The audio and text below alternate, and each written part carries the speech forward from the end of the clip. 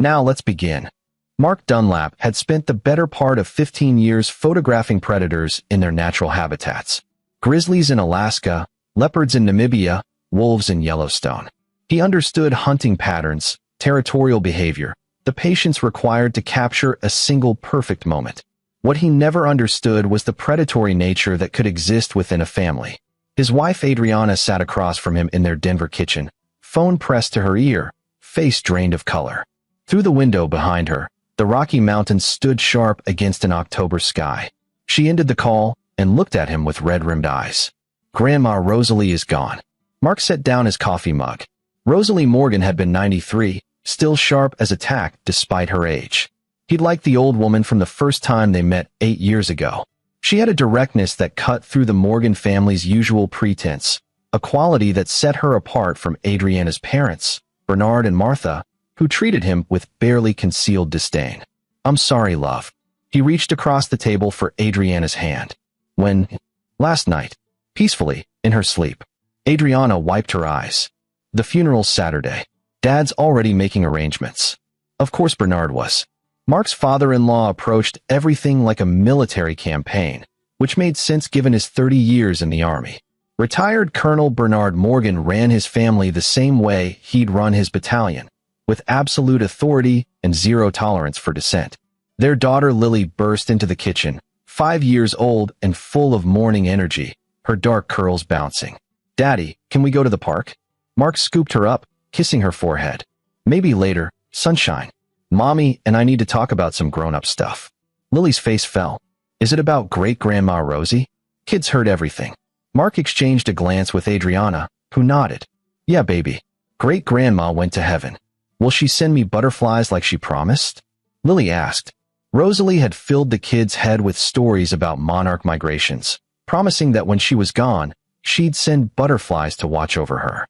"I think she will," Mark said softly, setting Lily down. She ran off to her room, already distracted. The funeral was held at a massive Presbyterian church in Colorado Springs, where the Morgan family had roots going back 4 generations. Mark stood in his ill-fitting suit. He owned exactly one, reserved for weddings and funerals, watching Bernard hold court.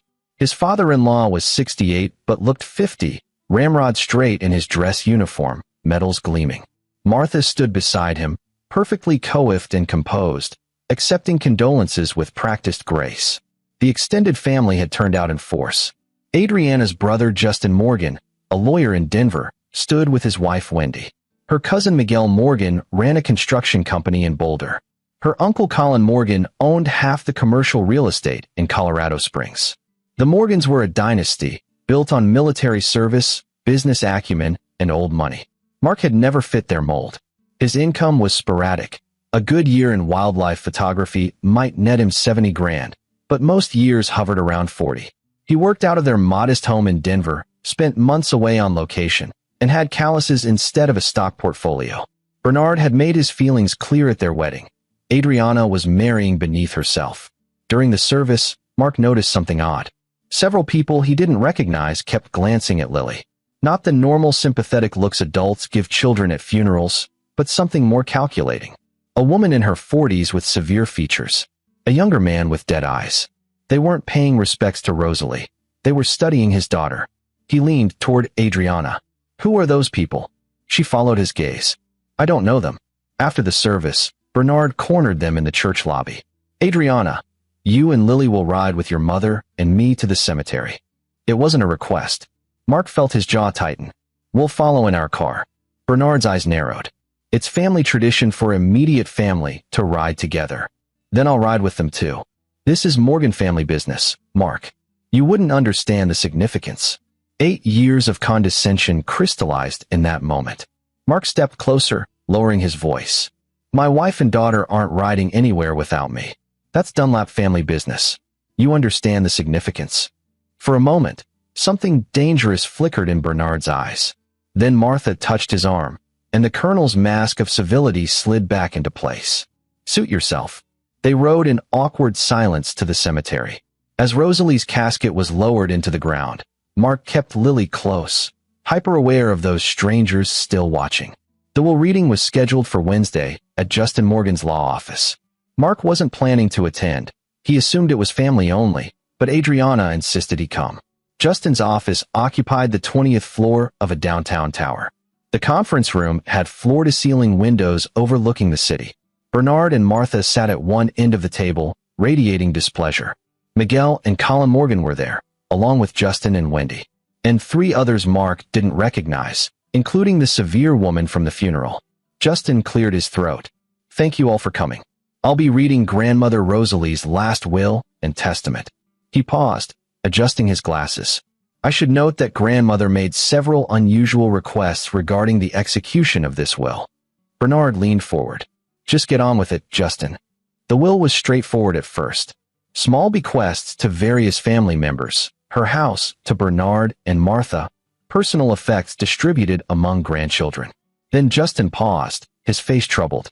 "To my great-granddaughter, Lily Rose Dunlap, I leave the sum of $2 million to be held in an irrevocable trust until her 25th birthday. This money is to protect her from the family. No one else is to have access or control." The room erupted. Bernard shot to his feet. "That's absurd. $2 million to a 5-year-old. "There's more," Justin said quietly. "Grandmother specified that Mark Dunlap, and only Mark Dunlap, is to serve as sole trustee and have complete discretion over the trust's management." Martha's face had gone white. The severe woman Mark didn't recognize stood abruptly and left the room. Colin Morgan was cursing under his breath. "This is unacceptable," Bernard said. "I'll contest this will." Mother was clearly not of sound mind. She had 3 psychiatric evaluations confirming her competency. Justin interrupted. "I witnessed the will myself. It's ironclad, Dad." Mark sat frozen, trying to process.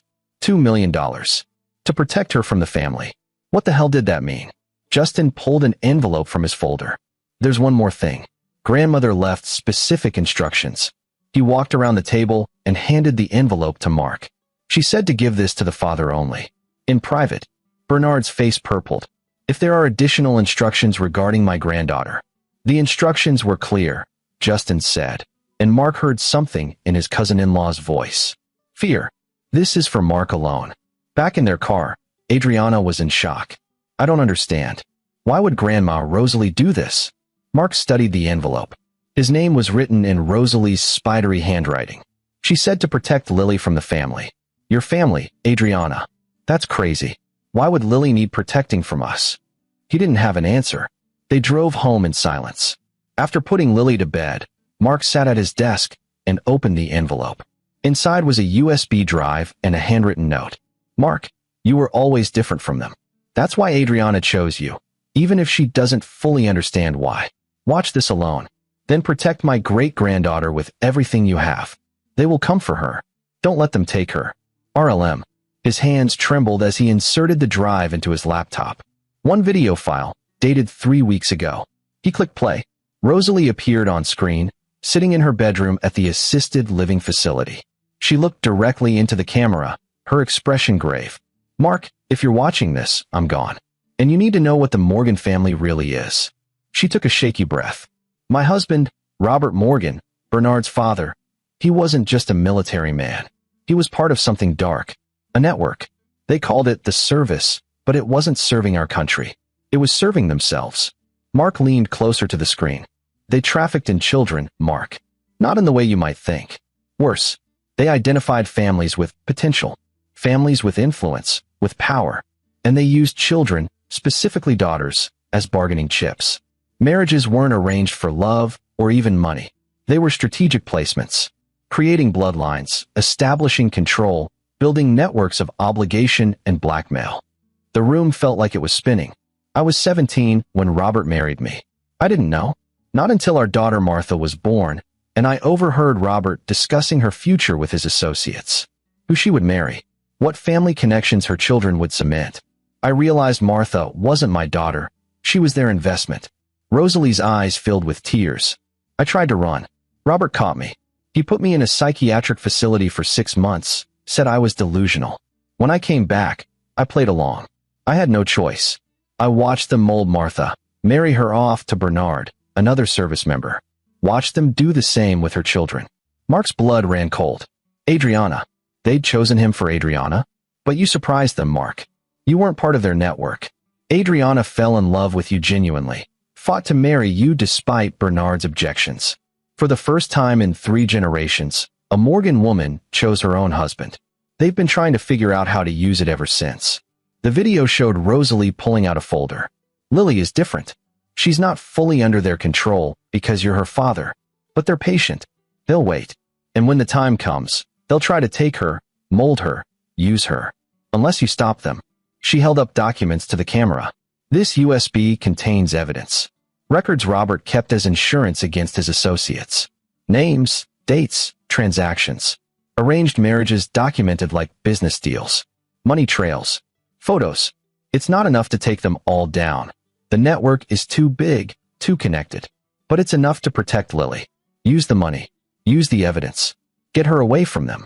And Mark, trust no one in this family except Justin. He knows the truth. He's been trying to get out for years. The screen went dark. Mark sat in stunned silence, then quickly copied the entire USB to 3 separate drives, hiding them in different locations. He spent the next 2 hours reviewing the files. Hundreds of documents. Spreadsheets tracking family investments going back 60 years. Photos of children, mostly girls, at various family functions, annotated with notes about their potential value and placement opportunities. There was a file on Adriana. Her entire life mapped out like a military operation, until Mark appeared and disrupted the placement strategy. Notes discussed salvaging the situation and long-term extraction possibilities for resulting offspring. Lily. They were talking about Lily. He found his own file. They'd investigated him thoroughly after he started dating Adriana. Net worth, negligible. Family connections, none. Strategic value, none. Final assessment, unsuitable but potentially useful as temporary genetic variants. Recommend allowing marriage to proceed. Plan extraction of offspring within 7 to 10 years. Extraction. Mark was still processing when his phone rang at midnight. Bernard. Mark, we need to discuss the trust situation. Tomorrow morning, my house. Bring Adriana and Lily. It's late, Bernard. 9 a.m. sharp. Don't be late. The line went dead. Mark looked at his sleeping wife, then at Lily's bedroom door. He pulled up the video again, watched Rosalie's warning. They will come for her. He spent the next 3 hours packing. Not everything. That would alert Adriana. Just essentials. Documents, cash, some clothes. He loaded everything into his truck, parked in the garage. At dawn, he made coffee and waited for Adriana to wake. Bernard called, he said when she emerged. Wants us at his house at 9. He probably wants to discuss the trust, Adriana said, yawning. Make sure you're managing Lily's money properly. Mark studied his wife. 8 years of marriage. He loved her completely. But was she part of this? Had she known? He thought about the file that showed her whole life planned out, how she'd rebelled by choosing him. Maybe she really didn't know. Adriana, we need to talk about something. She was pouring coffee. Can it wait? I need to shower. Your grandmother left me a video message. That stopped her. She turned slowly. What kind of message? About your family. About why she left Lily that money. He kept his voice level. About what protecting her from the family means. Adriana's expression shifted, confusion giving way to something else. Worry? Fear? What did it say? Sit down. For the next 20 minutes, he laid it out. Not everything on the USB. That would take hours, but Rosalie's core message.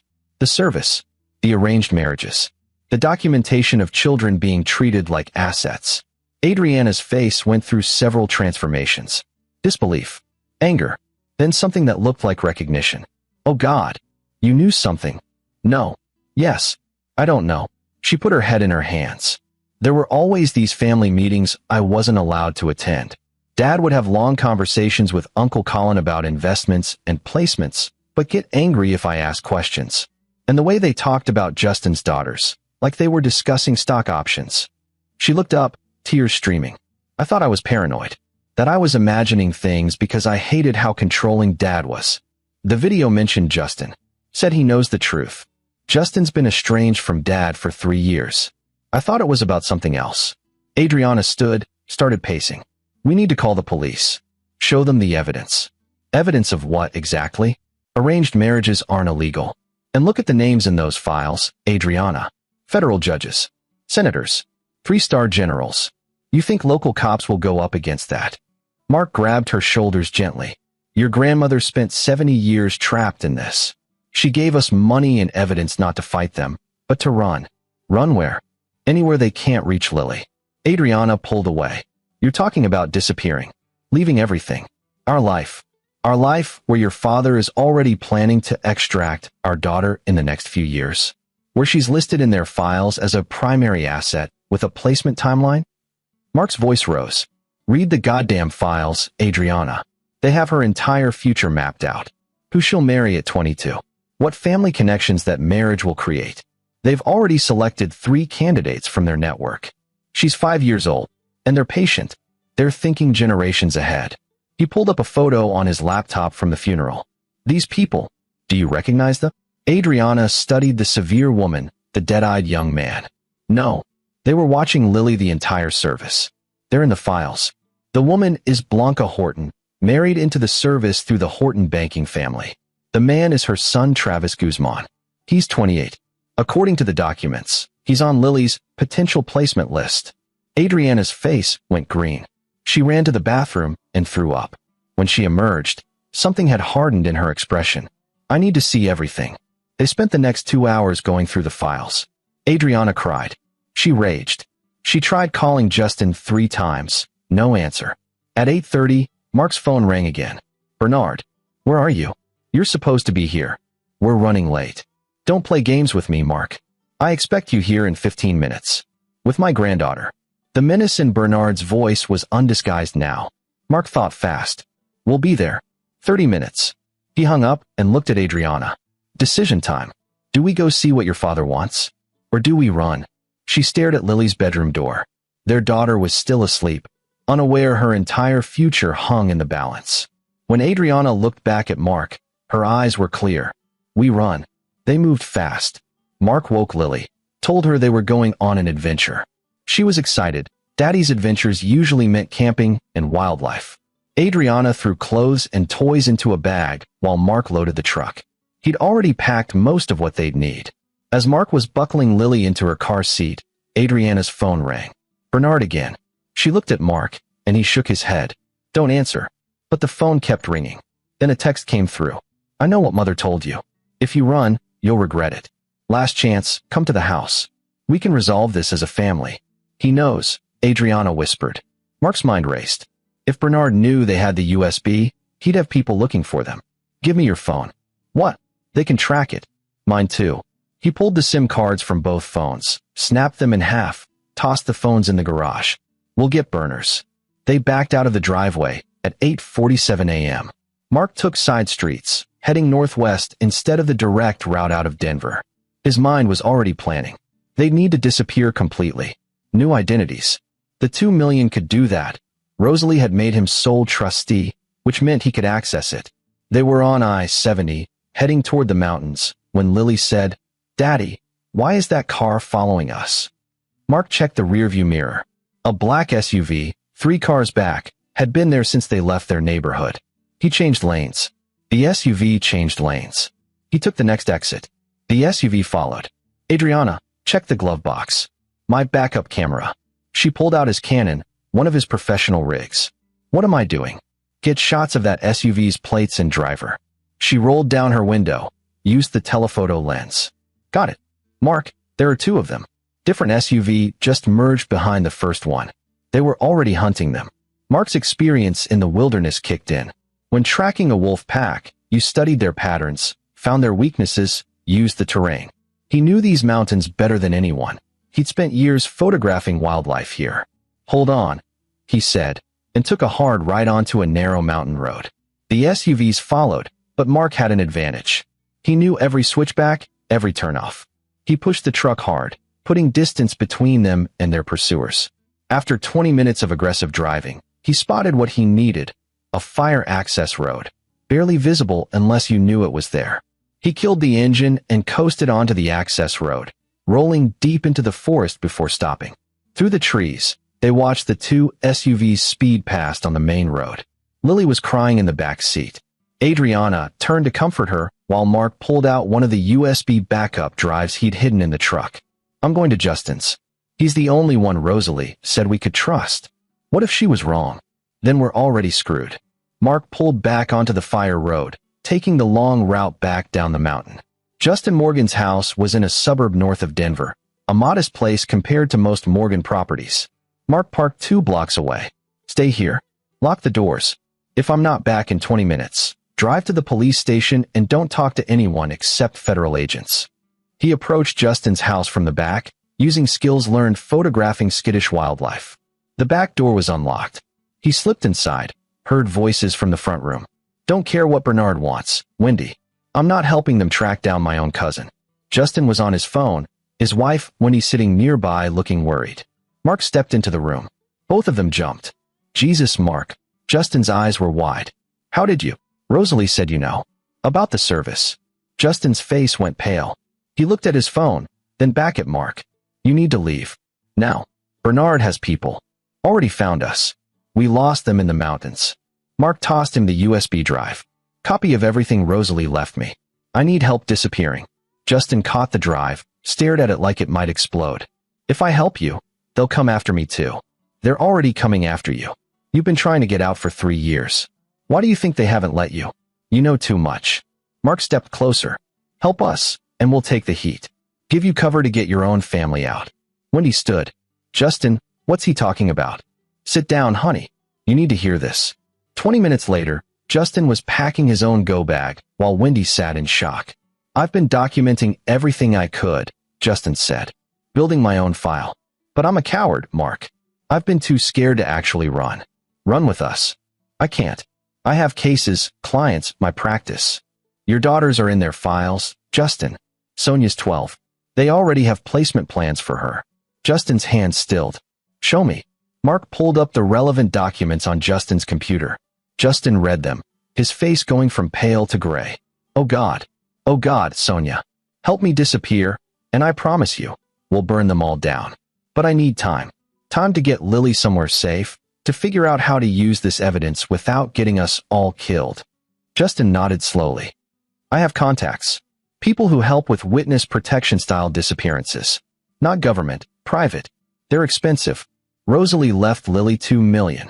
Use whatever we need. It'll take a few days to set up. We don't have a few days. Then you need somewhere to hide while I work. Justin thought for a moment. My grandfather's hunting cabin. No one knows about it except me. Dad thinks I sold it years ago. It's off-grid, up near Steamboat Springs. He drew a map, gave Mark keys. There's a generator, supplies. Stay there. Don't contact anyone. I'll reach out when I have your new identities ready. Mark took the keys. Thank you. Thank Rosalie. She's the brave one. I'm just trying to save my own kids now. Mark was almost to the door when Justin called out. Mark? Your father-in-law? He's not going to let this go. The service doesn't tolerate defection. You need to understand what you're up against. I've spent my career studying predators, Justin. I know exactly what I'm up against. He slipped out the back, returned to his truck. Adriana looked at him with desperate hope. Well, we have a place to hide. And an ally. As they drove north toward Steamboat Springs, Lily fell asleep in her car seat. Adriana held Mark's hand tightly. We can't run forever. I know, but we can run long enough to figure out how to fight back. He glanced at his daughter in the rearview mirror. Rosalie fought her whole life by playing along, documenting evidence, waiting for the right moment. She gave us that moment. We're not going to waste it. The cabin appeared through the trees as the sun set, a solid log structure beside a small lake, solar panels on the roof, completely isolated. Perfect. As Mark unloaded the truck, his mind was already working on the next moves. The service had been operating for 60 years, maybe longer. But they'd made one critical mistake. They'd underestimated him because he didn't fit their profile. No military background, no family connections, no strategic value. But Mark Dunlap knew patience. He knew how to observe, how to document, how to wait for exactly the right moment to strike. He'd spent 15 years capturing apex predators on film, learning their behaviors, their weaknesses. Now he was going to hunt the hunters. And they had no idea what was coming. Mark spent the first 3 days at the cabin going through every file on Rosalie's USB, making detailed notes, building a comprehensive picture of the service's operations. What he discovered was both more and less than he'd feared. The network wasn't as large as he'd imagined, Maybe 60 core families across the country, concentrated in military, government, and financial sectors. But it was far more sophisticated than simple arranged marriages. They'd created a self-sustaining ecosystem of power, using their children as living contracts to bind families together across generations. The files showed the pattern clearly. A Morgan daughter would marry into the Horton banking family, creating financial obligations and opportunities. That couple's daughter would then marry into the petty political dynasty, securing legislative influence. Their daughter would marry military, like a Steele or a Bauer, completing the circle back to force projection. 3 generations, 3 power centers, all interconnected through bloodlines and carefully cultivated loyalties. And they protected each other ruthlessly. Mark found documentation of prosecutors who'd gotten too close being transferred, journalists who'd asked uncomfortable questions having their careers destroyed, whistleblowers who'd simply disappeared. "We're ants trying to fight an elephant," Adriana said, reading over his shoulder. "No," Mark corrected. "We're photographers who know the elephant's patterns. And we have something they don't expect. We're willing to go scorched earth." His burner phone, purchased with cash 2 days ago, buzzed. "Justin, your new papers will be ready in 3 days," his cousin said, voice tight. "But we have a problem. Bernard filed a missing persons report. Said you kidnapped Lily during a mental health crisis. There's a warrant out." Mark closed his eyes. Smart move by Bernard. Now law enforcement would be looking for them, not as fugitives, but as a dangerous father who'd abducted his own child. "How much time before they connect us to the cabin?" "The property's buried in shell companies. You're safe for now." "But Mark, Bernard came to my office yesterday. He knows I helped you." "What did you tell him?" "That I gave you money and a map to the Canadian border. Send him north while you're actually south." Justin paused. He didn't believe me. "I think my phone might be tapped." "Then this is the last time we talk on these numbers. Ditch your phone, get a new one, text me one time with the number, then destroy it. We'll set up a dead drop for communication." "Jesus, Mark, you sound like a spy." "I've been reading the service's playbook. Might as well use their tactics." He hesitated. "How are your girls?" "Scared. Winnie wants to run too, but I can't just vanish. I'd lose my bar license, my practice." "Your practice won't matter if Sonia gets placed with some 40-year-old service operative when she turns 20. Silence. "Then, I know. I'm working on it. But I need more time than you did." After hanging up, Mark opened his laptop and started researching. Not the service. He had that information. He was researching something else. How to destroy a network from the inside. Networks had nodes and connections. Remove enough nodes, and the whole structure collapsed. But attacking directly would just make them martyrs, rallying the rest. He needed to turn them against each other, make them destroy themselves. Adriana was outside with Lily, teaching her to identify bird calls. Through the window, Mark watched his daughter laugh as a blue jay landed nearby. 5 years old. Innocent. Unaware that powerful people had already decided her entire future. Not anymore. His phone buzzed. Not Justin's number, but another Colorado area code. He almost didn't answer, but something made him pick up. "Mr. Dunlap?" A woman's voice, older, refined. "My name is Rosalie Peterson. I believe you knew my sister." Mark's blood ran cold. "Who?" "Rosalie Morgan. We weren't close. The service doesn't encourage family bonds outside their control. But my sister sent me something before she died. A copy of certain files. And a message saying if you ran, I should contact you." "Why should I trust you?" "You shouldn't. But I'm 78 years old, Mr. Dunlap. I've spent 60 years watching the service destroy lives, including my own daughter's. I'm dying, pancreatic cancer, 6 months if I'm lucky.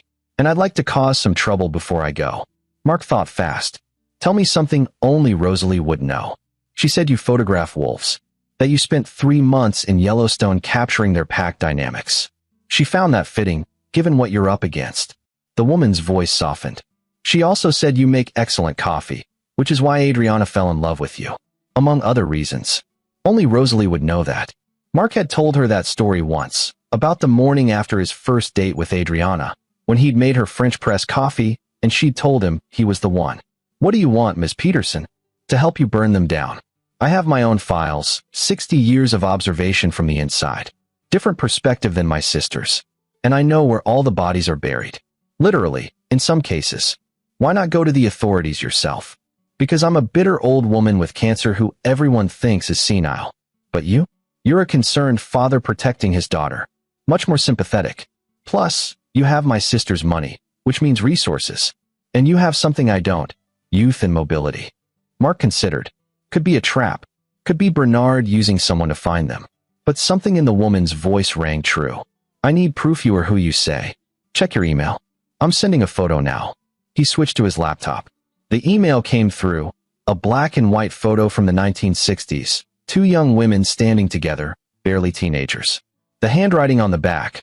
Rosalie and Rosalie, age 13, before everything changed. The woman in the photo looked exactly like the old woman in the video Rosalie had left him. You're twins, Mark said. Were. I took our mother's maiden name and disappeared into the Peterson family when I was 18. Rosalie stayed with the Morgans, thinking she could protect others from the inside. We chose different paths. A bitter laugh. Neither worked. Mark made a decision. If I meet you, it's in public. And I'm armed. I wouldn't expect anything less. There's a diner outside Steamboat Springs called the Grizzly. Tomorrow, noon. I'll be in the back booth. Come alone, and for God's sake, don't tell anyone where you're going. The service has eyes everywhere. She hung up before he could respond. Mark stared at the phone, mind racing. Could be a setup. Probably was. But if Rosalie Peterson was legitimate, she could be exactly what he needed. Someone with insider knowledge willing to help. He spent the rest of the day preparing. Checked the diner's location, public enough to be safe, remote enough that they wouldn't be noticed. Studied satellite images of the area, planned escape routes. Told Adriana where he was going and what to do if he didn't come back. This is insane, she said. Meeting some random woman who claims to be Grandma's sister. Everything about this situation is insane. We're hiding in a cabin because your family treats children like commodities. Insane is our new normal. He kissed her forehead. But I'll be careful. Promise. The next morning, he drove to Steamboat Springs, left his truck 3 blocks from the diner, approached on foot. The Grizzly was exactly what its name suggested. A local place with mounted animal heads on the walls and the smell of bacon grease. Rosalie Peterson sat in the back booth, exactly as promised. She was tiny, bird-like, with the same sharp eyes her sister had possessed. A cup of tea sat cooling in front of her. Mark slid into the booth across from her, keeping his hand near the concealed pistol in his jacket pocket. You look like you're about to shoot me, she said mildly. Considering your family, can you blame me? I suppose not. She pushed a manila envelope across the table. Proof of identity. Birth certificate, photo ID, family tree showing my relationship to Rosalie. You can verify it all. Mark examined the documents. They looked legitimate, but then again, so would forgeries. Tell me something about your sister that's not in any file. Something personal. Rosalie Peterson smiled sadly. When we were 7, we found a butterfly with a broken wing in our mother's garden. Rosalie insisted we save it. She kept it in a jar with flowers, feeding it sugar water, for 2 weeks. It died anyway, but she cried for 3 days. The old woman's eyes glistened.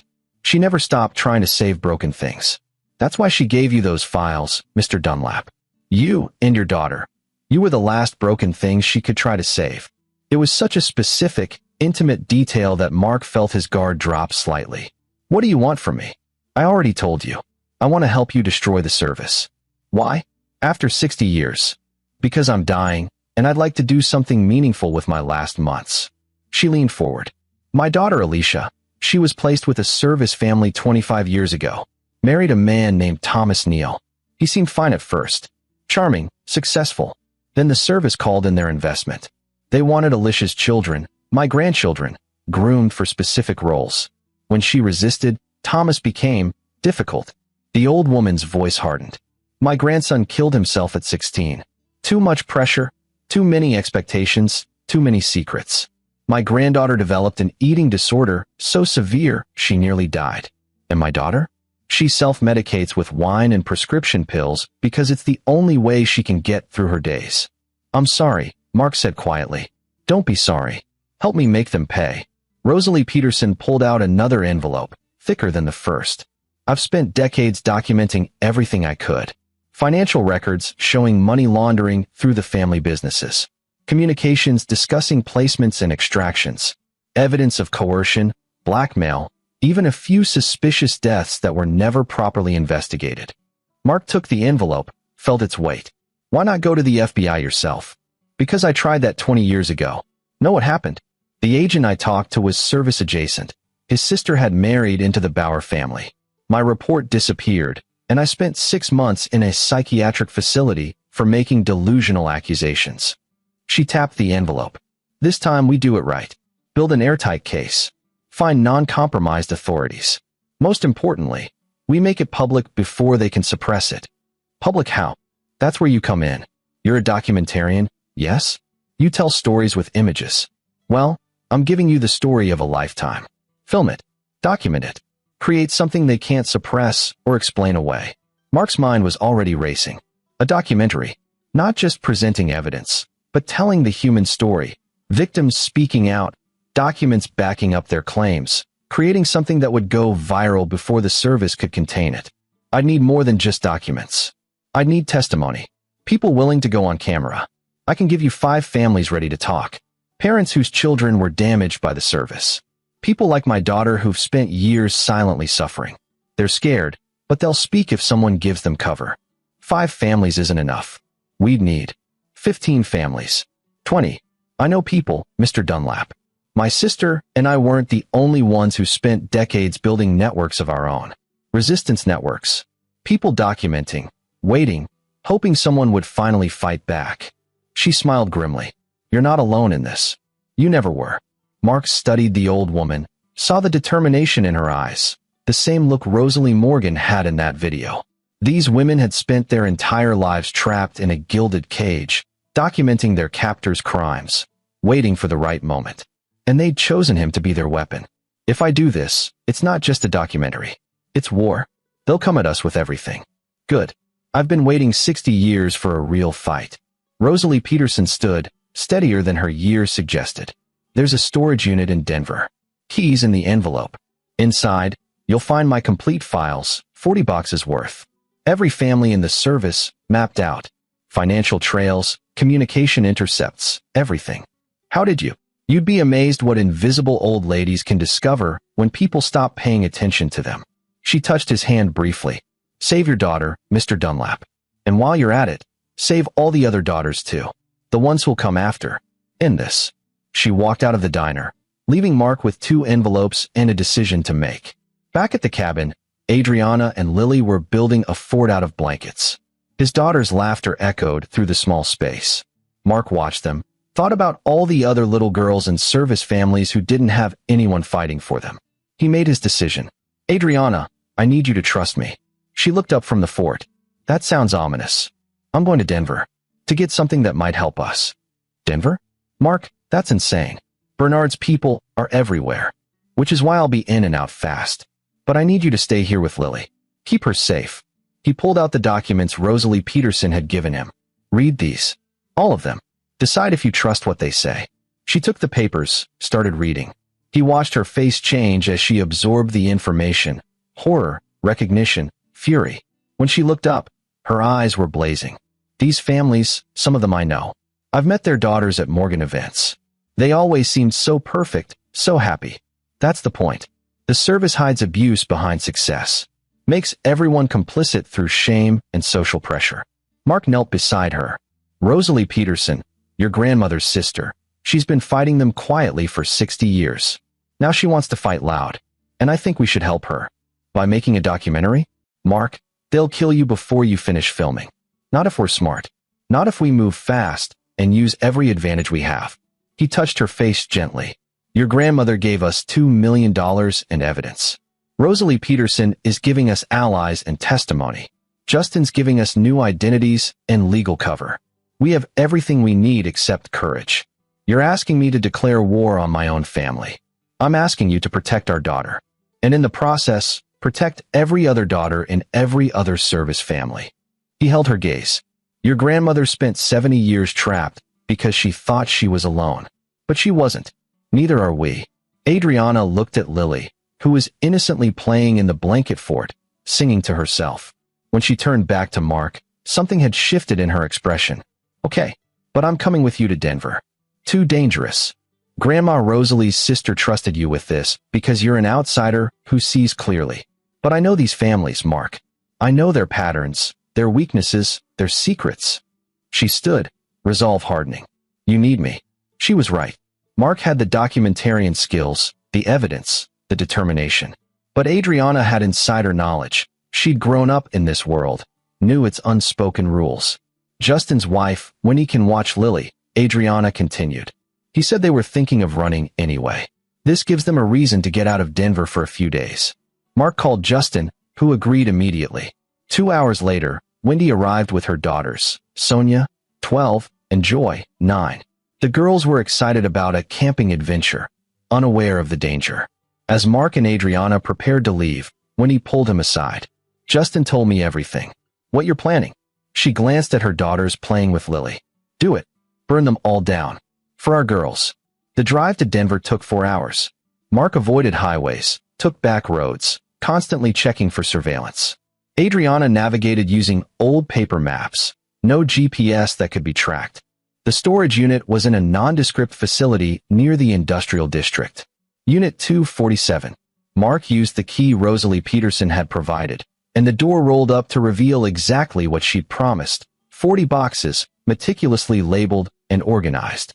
Jesus, Adriana breathed. This is going to take days to sort through. We don't have days. We take it all, sorted at the cabin. Mark started loading boxes into their truck. Adriana helped, both of them working silently, efficiently. They were loading the 23rd box when Adriana froze.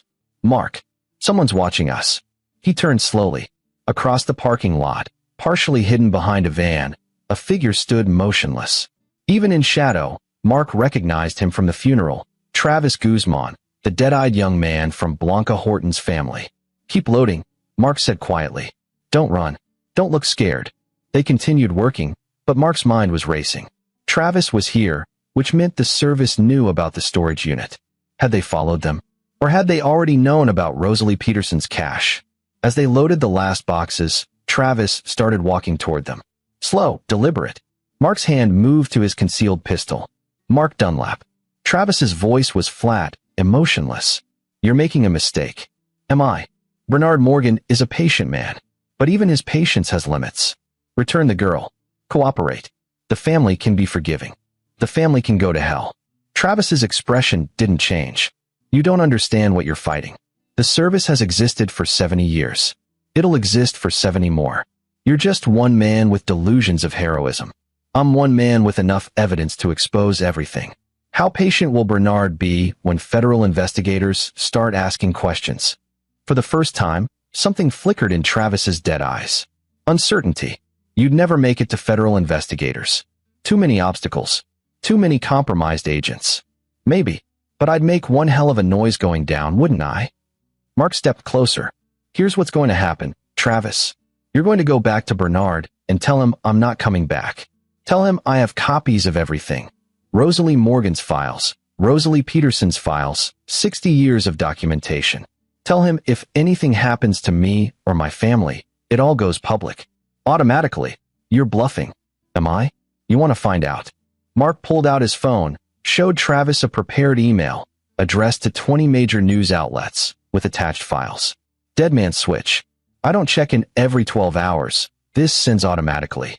Along with copies to the FBI, DOJ, and about 40 investigative journalists who'd love this story.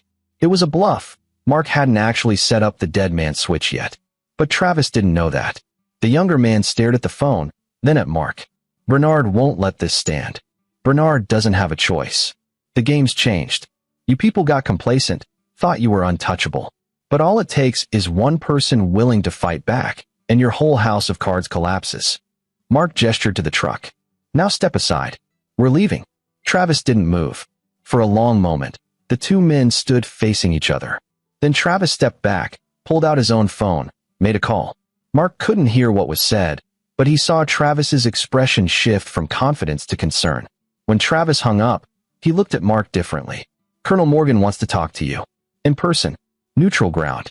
Not happening. He's offering a deal. You keep the money, keep the files. All he wants is to see Lily. One supervised visit. Then you disappear, and he doesn't chase you. Mark almost laughed. And I'm supposed to believe that? He's offering a good faith gesture. Rosalie Peterson can be present, as can Justin, witnesses to keep everyone honest. Travis seemed to be reciting from script. 24 hours. Consider it. He'll be at the Morgan family house tomorrow at noon. You're welcome to visit. Or not. Your choice. Before Mark could respond, Travis walked away, disappearing into the facility. Mark and Adriana finished loading the truck in silence, then drove away fast, taking a circuitous route to make sure they weren't followed. Only when they were on a remote mountain road did Adriana speak. You're not seriously considering meeting him? Hell no. It's a trap. Then why did Travis seem nervous at the end? Like he was delivering a message he didn't quite believe. Mark had noticed that too. Because Bernard's scrambling. He expected us to run blindly. Instead, we're fighting back. It's throwing him off balance. Or he's setting an elaborate trap. Also possible. Mark pulled over at a scenic overlook, thought through their options. But Travis mentioned Rosalie Peterson. How would Bernard know about her unless he's been watching her too? Which means he knows she's helping us. Mark's blood ran cold. He might go after her. Use her to draw us out. He grabbed his burner phone, called the number Rosalie Peterson had given him. It rang 6 times before she answered, sounding breathless. Mr. Dunlap, I was hoping you'd call. We have a situation. What happened? Bernard Morgan showed up at my house an hour ago, with his friend Colin Morgan and that awful Blanca Horton woman. They were very interested in my health, my treatment options, suggesting I might need specialized care in a private facility. Same tactic they'd used on her sister 60 years ago. Where are you now? Still at my house. They left when I told them my oncologist was coming by for a home visit. But they'll be back. Pack a bag. I'm coming to get you. Mr. Dunlap, that's very kind, but I'm 78 and dying. I'm not going into hiding. You're not hiding. You're coming to work. Mark's mind was already forming a plan. You wanted to help me make a documentary? Can't do that if you're locked in a psychiatric facility. I need you alive and lucid for the next few months. Months. However long we have. We're going to expose them, Rosalie. But I need you for that. Your testimony, your knowledge, your files. He paused. And honestly, I need your help protecting my daughter. You and your sister are the only ones who've successfully fought the service from the inside. I need to learn how you did it. Silence. Then, give me 2 hours. I'll be ready. They picked up Rosalie Peterson in a suburb of Colorado Springs, her house a modest ranch style in a quiet neighborhood. She emerged with one small suitcase and a determined expression, looking more alive than she had in the diner. Everything I need is in here, she said, loading her bag. Let's go ruin some lives. The drive back to the cabin took 6 hours. By the time they arrived, it was after midnight. Lily and the other girls were asleep, but Wendy was awake, alert. Any trouble? Mark asked. None. But Justin called. Said to tell you Bernard knows about this cabin. You have maybe 24 hours before he moves on it. So Travis's message had been a stall tactic. By time to find the cabin, trap them there. Mark looked at the assembled boxes from the storage unit, then at Rosalie Peterson's determined face, Adriana's resolve, Wendy's fierce protectiveness of the sleeping girls. Then we have 24 hours to build our case and get it public. After that, we move. What followed was the most intense night of Mark's life. He set up his camera equipment while Adriana and Rosalie Peterson organized the files. When he kept watch, they worked through the night, documenting everything. Mark filmed Rosalie Peterson's testimony first. The old woman sat in front of his camera and spoke for 3 hours straight, detailing 60 years of abuse, coercion, and control. She named names, showed documents, explained the service's structure with brutal clarity. They prey on people's desire for security, for belonging, she said to the camera. They offer money, status, protection, all wrapped in the language of family and tradition. But it's a transaction. Your children become commodities, their futures sold before they're even born. As she spoke, Adriana pulled files that corroborated every claim. Financial records showing suspicious money transfers. Letters discussing placements and extractions like business deals. Photos of service gatherings where children were displayed like show animals. At dawn, Mark had hours of footage and hundreds of documents scanned. It wasn't a complete documentary. That would take months of editing. But it was enough to make their case undeniable. Now what? Adriana asked, exhaustion evident in her voice. Mark uploaded everything to 3 different cloud services, set up the dead man switch for real this time, and sent encrypted links to 20 journalists he'd researched. Now we make Bernard an offer he can't refuse. He called the number Travis had used. It rang once before Bernard answered. I was expecting your call. Were you expecting this? Mark sent a text, one of the documents from Rosalie Peterson's files, showing Bernard's direct involvement in coercing families into service placements. I have hundreds more like it. Plus video testimony from Rosalie Peterson, financial records, communication intercepts, everything. Silence. Then, what do you want? What I've always wanted. My daughter, safe and free. Plus immunity for everyone who's helped us. Adriana, Justin, Wendy, Rosalie Peterson. Mark's voice hardened. In exchange, I don't release the documentary I just finished making. The one that names you, specifically, as an architect of child trafficking across 3 generations. Child trafficking is a strong accusation. Is it? When you arrange marriages for children before they're even born. When you groom them from childhood for specific placements. When you psychologically abuse families who resist. Mark let that sink in. I'm calling it what it is, Bernard. And so will the FBI, once they see my evidence. Another long pause. Even if I agreed to your terms, you don't understand the scope of what you're fighting. The service is bigger than me. There are people who won't accept this. Then they can explain themselves to federal investigators. Because one way or another, this ends. Either you pull back your people and leave my family alone, or I burn it all down publicly. You destroy innocent families. There are no innocent families in the service. You're all complicit. Mark looked at Lily, still sleeping peacefully. 24 hours, Bernard. You have 24 hours to call off your dogs and agree to my terms. Otherwise, my documentary goes viral, and you spend your retirement in federal prison. He hung up before Bernard could respond. Adriana stared at him. You just declared war on a 70-year-old criminal network. No. Rosalie Peterson declared war 70 years ago. I'm just finishing what she started. His phone rang immediately. Justin. Jesus Christ, Mark. Dad just called me, screaming about betrayal and treason. What did you do? Gave him an ultimatum. He backs off, or we expose everything. He'll never accept that. You know what he's like. He'd rather burn everything down than admit defeat. Then we'll burn together. But at least we'll take the service with us. Another call came through, block number. Mark answered to find a voice he didn't recognize. Mr. Dunlap, my name is Colin Morgan. We met briefly at the funeral. Bernard's brother. Mark remembered him, the real estate mogul who controlled half of Colorado Springs. What do you want? To offer perspective, Bernard is emotional about this situation. He sees it as personal betrayal.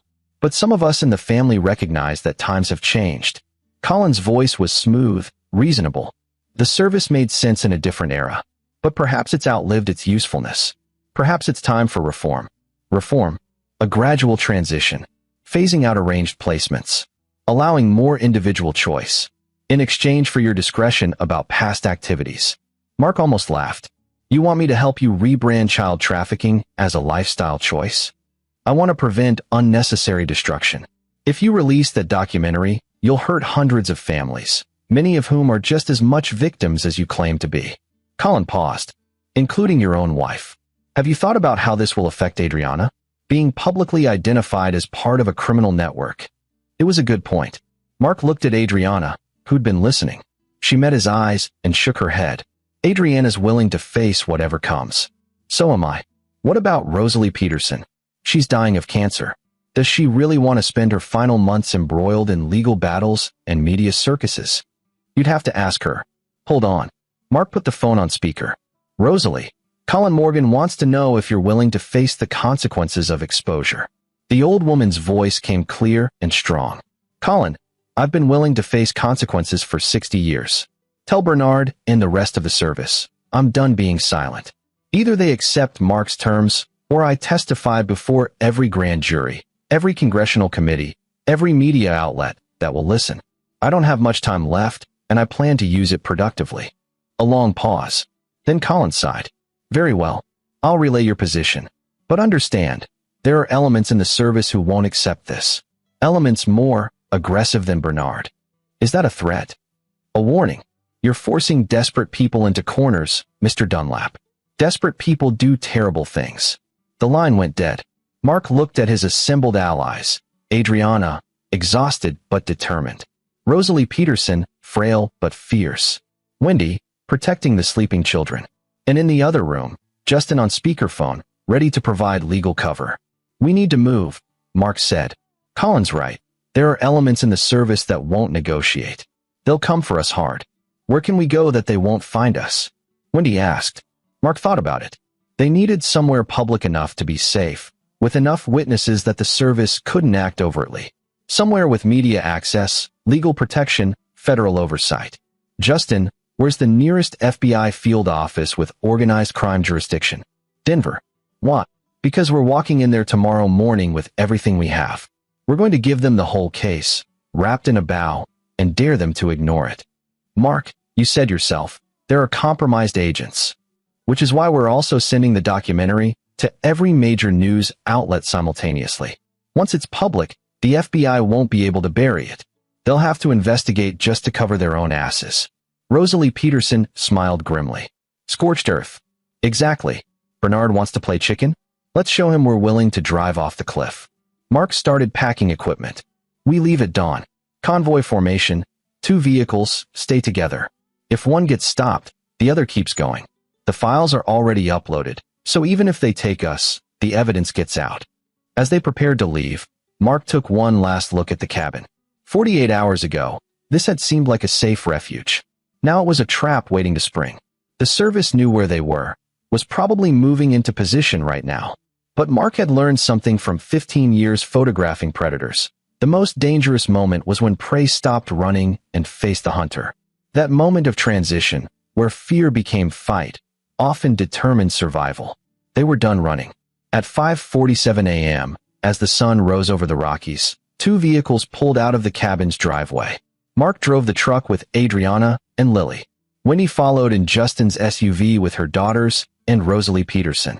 Both vehicles had cameras running, dash cams and Mark's professional equipment, documenting everything. They made it 15 miles before the first tail appeared. Black SUV, same type that had chased them from Denver days ago. Then a second vehicle joined, flanking them on the highway. "Mark," Adriana's voice was tight. "I see them. Just stay calm." He called Wendy. "You good? We've got company too. What do we do?" "Keep driving.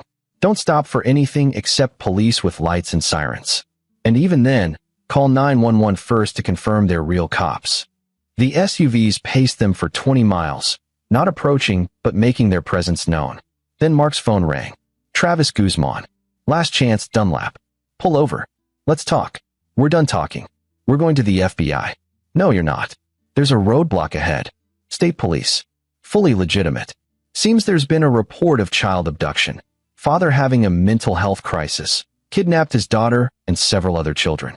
Tragic situation. Son of a bitch." They'd activated law enforcement, probably through some service-connected official. "Those roadblocks won't hold up once the FBI sees our evidence." "Won't they? Here's the thing. You bring all that evidence to authorities, it gets tied up in legal proceedings for years.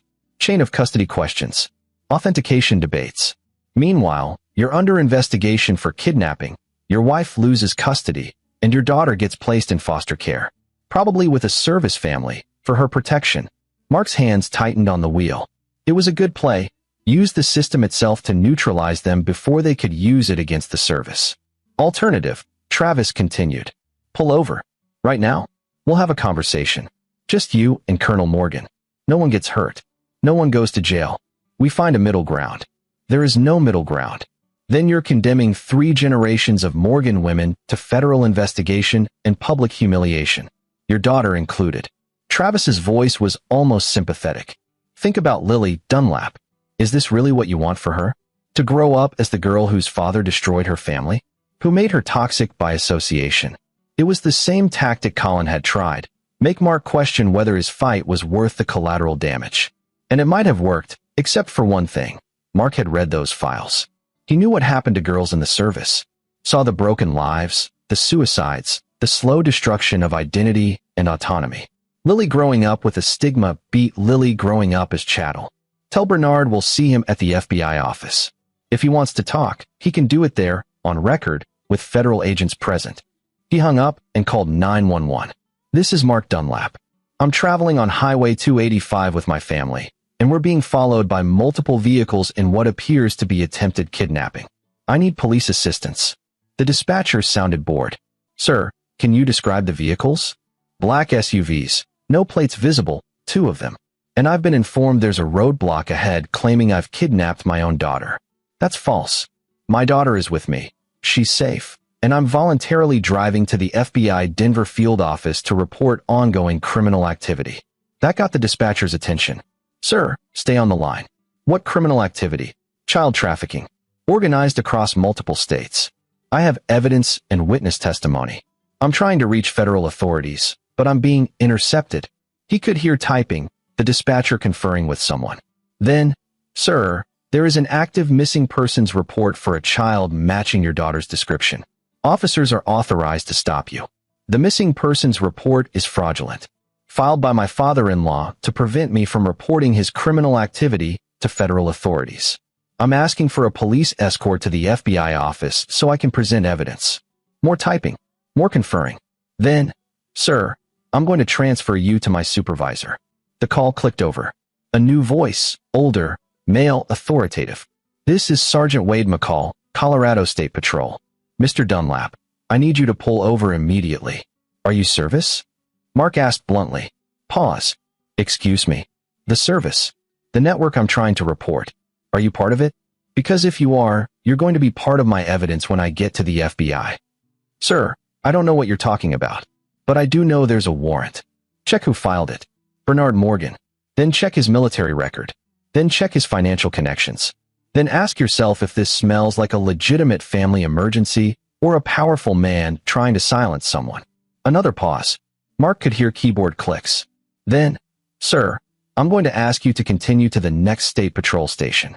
I'm sending units to escort you there. We'll sort this out properly." It wasn't the FBI office, but it was something. "Thank you, Sergeant."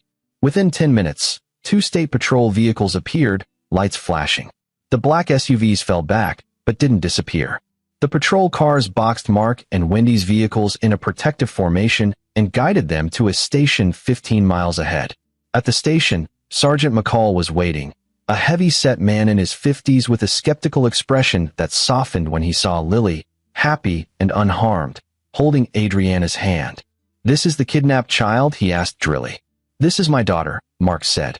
"And she's in danger from people who want to use her in a criminal enterprise. I have evidence. I have witness testimony. And I need to get to the FBI before those people prevent me." McCall studied him. "The black SUVs that were following you disappeared the moment our units showed up. That's interesting behavior for concerned family members. Because they're not concerned family members. They're criminals trying to protect their network. Big claims. You have proof." Mark pulled out one of Rosalie Peterson's files, a thick folder with documentation of financial transactions between service families and evidence of coercion. "This is one file out of hundreds. I can prove systematic child trafficking across 4 generations, involving military officials, federal judges, and prominent business leaders."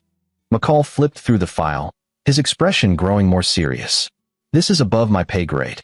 Way above." He made a decision. "I'm calling the FBI. And while we wait, you're all staying here under protective custody." It took 3 hours for FBI agents to arrive. 2 of them, Special Agents Chuck Dow and Dwayne Bradley from the Organized Crime Division. They sat down with Mark, Adriana, Rosalie Peterson, and Wendy in a conference room while Justin drove down from Denver to provide legal counsel. Mark laid it all out. The service's history, structure, methods.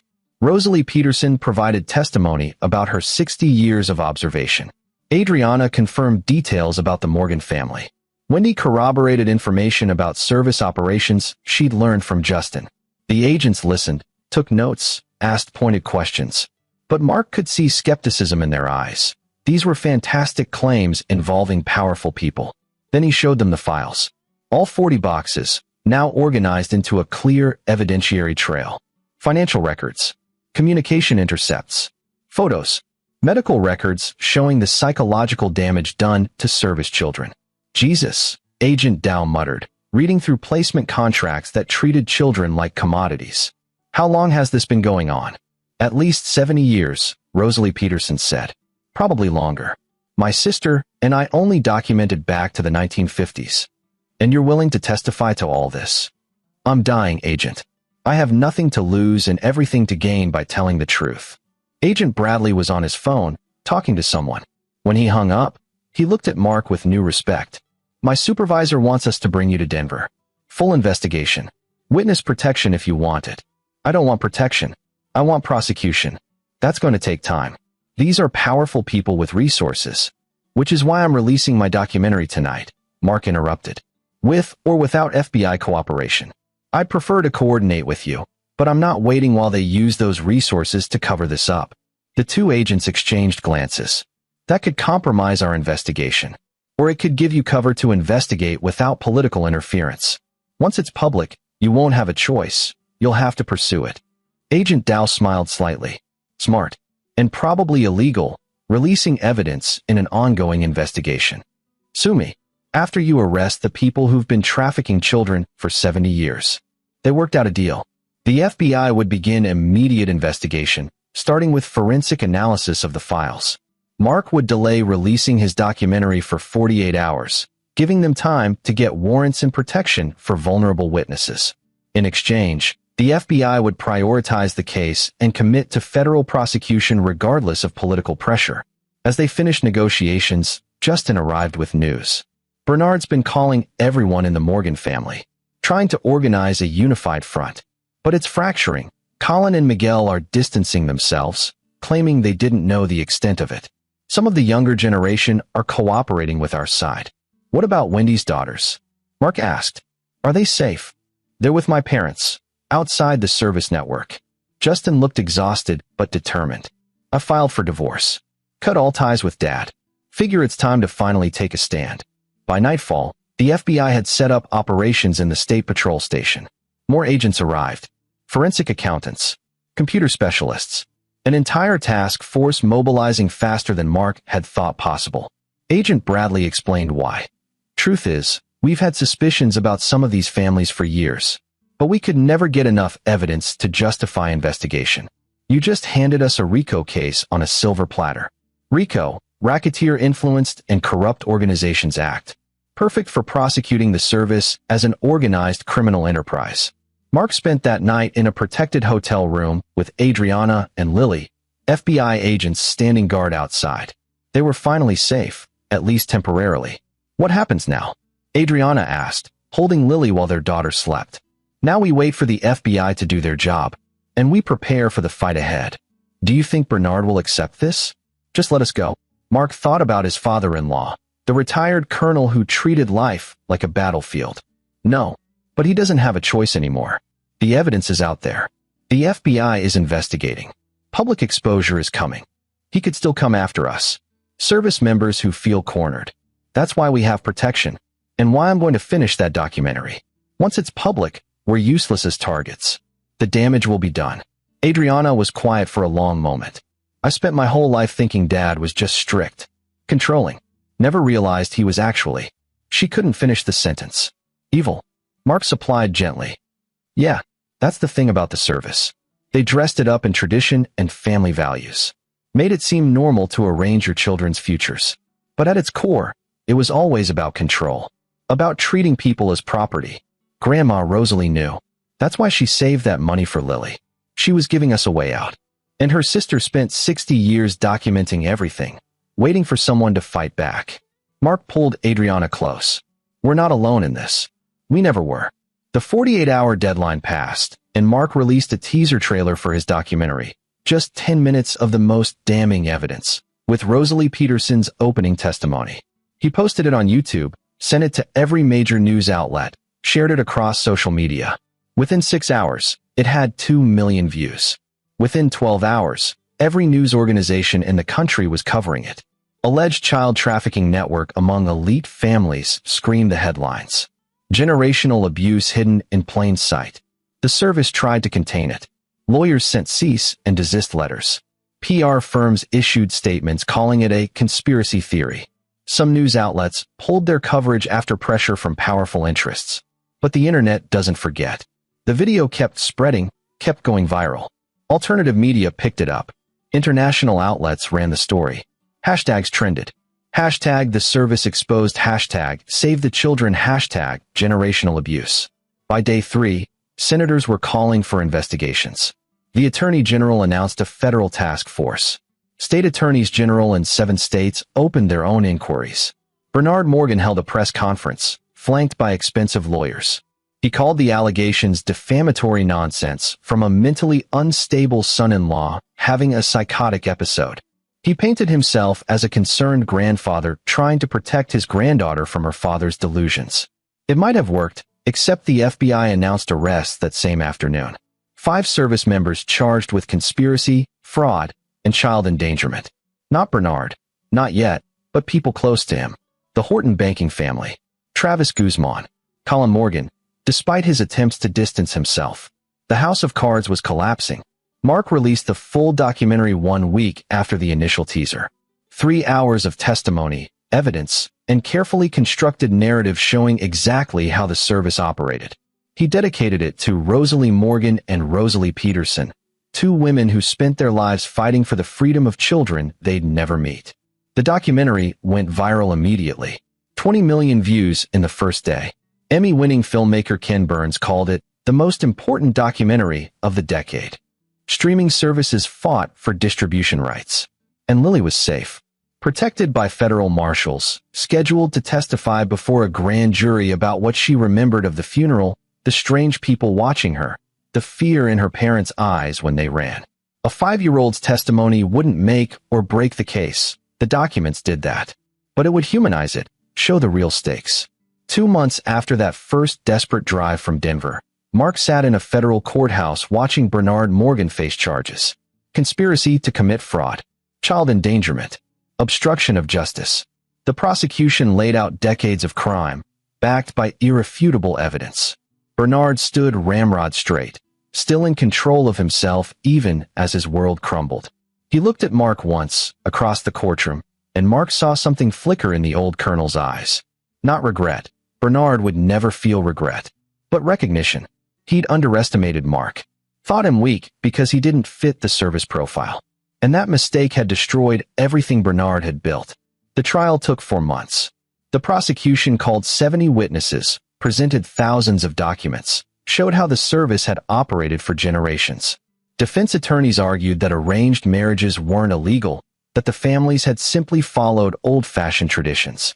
But the prosecution proved coercion, documented the psychological abuse, showed the money trails that exposed this as more than tradition.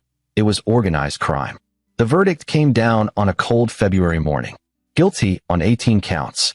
Bernard Morgan was sentenced to 23 years in federal prison. At 68, it was effectively a life sentence. Colin Morgan got 15 years. Travis Guzman got 12. Blanca Horton accepted a plea deal and got 7 years in exchange for testimony against other service members. In total, 47 people were convicted across 7 states. Dozens more took plea deals. The service's network shattered, families scrambling to distance themselves from the scandal. But the real victory came in the aftermath. 23 states passed laws specifically targeting arranged child marriages and coercive family structures. Federal legislation created new protections for children at risk of family-based trafficking. The FBI established a permanent task force to investigate similar networks. And 317 families came forward with their own stories of service abuse. 317 voices that had been silent for generations, finally free to speak. Mark and Adriana settled in Oregon, far from Colorado and the Morgan family's reach. They bought a small house near the coast, where Lily could grow up away from the spotlight. She was 7 now, adjusted and healthy, with a therapist who helped her process the trauma of those early days. Rosalie Peterson lived to see Bernard's conviction. She died 3 weeks later, peacefully, in the hospice care Mark had arranged for her. Her last words to him were, "Thank you for finishing what my sister started." Justin and Wendy rebuilt their lives too. Justin left law practice to become an advocate for children's rights, using his insider knowledge to identify and dismantle similar networks. Wendy wrote a memoir about her experience that became a bestseller. One afternoon, as Mark photographed eagles along the Oregon coast with Lily chattering excitedly beside him, his phone rang. An unknown number. He almost didn't answer, but something made him pick up. Mark Dunlap. A woman's voice, young, nervous. "Who's this?" "My name is Myra Slater. You don't know me, but I was in the service files. Placement contract signed when I was 3 years old. I saw your documentary. It gave me courage to break my engagement to the man my family chose." A pause. "I just wanted to say thank you. For fighting back. For showing it was possible." Mark felt something catch in his throat. "You don't need to thank me. You freed yourself. Only because you showed me it could be done." Another pause. "There are others like me. Dozens of us. We're starting a support network. Helping each other heal. We're calling it the Rosalie Project." After they hung up, Mark watched Lily chase seagulls across the beach, her laughter carrying on the wind. He thought about Rosalie Morgan and Rosalie Peterson, 2 women who'd fought a lonely battle for 70 years. They weren't alone anymore. None of them were. The service was broken. The predators were caged. And a new generation was learning they didn't have to accept the futures others planned for them. Mark picked up his camera and photographed his daughter running free on the beach, backlit by golden sunset. He'd spent 15 years capturing predators in their natural habitats. But this moment of hard-won freedom was the best shot he'd ever taken. 3 years after Bernard's conviction, Mark received a letter. It had been forwarded through his lawyer, scrubbed of identifying information, from someone at the federal prison where Bernard was serving his sentence. He almost threw it away unopened. But curiosity won. The letter was brief, written in Bernard's precise military handwriting. "You won. I won't pretend otherwise. You outmaneuvered me, outthought me, destroyed everything I built. I spent my life trying to create order, legacy, permanence. You undid it in weeks. I underestimated you because you didn't fit my model of what makes a man dangerous. That was my mistake. One I'll have 23 years to contemplate. Lily is fortunate to have a father willing to fight for her. I wish I'd had the same. BM." Mark read it twice, then burned it. No response necessary. Bernard's admission of defeat was enough. That night, putting Lily to bed, his daughter asked the question she asked periodically. "Daddy, why did great-grandpa Bernard do bad things?" Mark had learned to answer honestly, but age-appropriately. Because he thought controlling people was the same as protecting them. He got confused about what family really means. What does it mean? It means choosing to love people for who they are, not who you want them to be. It means protecting their freedom, not taking it away. He kissed her forehead. "Like how Mommy and I will always protect your freedom to choose your own path." Lily smiled sleepily. "Even if I want to be a superhero? Especially then." After she fell asleep, Mark joined Adriana on their porch overlooking the Pacific. She'd been working on her own project, a nonprofit helping children escape coercive family situations, funded by the remainder of Rosalie's $2 million that they hadn't needed for their own protection. 3 more families reached out today, she said. Different network, same structure. Apparently, the service wasn't unique. "Are we taking them on?" "We are." She leaned against him. "I've been thinking about what Grandma Rosalie said. About spending 70 years fighting quietly. I'm done fighting quietly." Mark smiled. "Good. Because I'm editing a new documentary. About the networks that still exist. Making sure the service isn't remembered as an isolated case, but as an example of a larger problem." They sat in comfortable silence, watching the sunset paint the ocean gold and crimson. Somewhere in federal prison, Bernard Morgan was learning that power built on coercion was never really power at all. It was borrowed time. And somewhere out there, more children like Lily were being freed because 2 ordinary people had decided that protecting one daughter meant protecting them all. The hunt was over. The predators were caged. But the real work, healing the wounded, preventing future abuse, building a better system, that work was just beginning. And Mark Dunlap, wildlife photographer turned unlikely crusader, was ready for it. Because he'd learned something important over these past years. The most dangerous predator wasn't the one with the biggest teeth or the most fearsome reputation. It was the one you underestimated. The one who looked ordinary, harmless, non-threatening. The one who loved his daughter enough to fight an empire. That predator had teeth after all.